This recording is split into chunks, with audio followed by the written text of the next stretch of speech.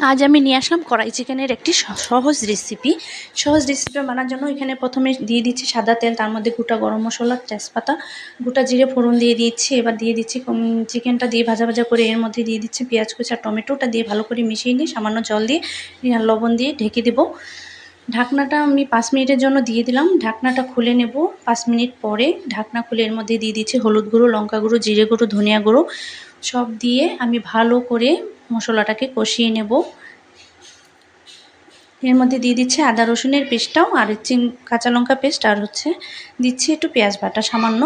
এবার ভালো করে নাড়াচাড়া করে ঢাকনা দিয়ে কষাতে কষাতে মাংসটাকে, তারপরে আমি দিয়ে দিচ্ছি এখানে চিকেন মশলাটা 1 চামচ দিয়ে দিলাম। এর মধ্যে দিয়ে দিচ্ছি সামান্য টক দই। এবার আবার এটাকে ভালো করে কষিয়ে এর মধ্যে দিয়ে দেবো গরম মশলা গুঁড়ো আর দিয়ে দেবো সামান্য একটু টেস্টিং সল্ট। এটা দিলে স্বাদটা ভালো লাগবে। এবার ঝোল দিয়ে কাঁচা লঙ্কা দিয়ে একটু ফুটিয়ে নিয়ে আমি লেবুর রস দিয়ে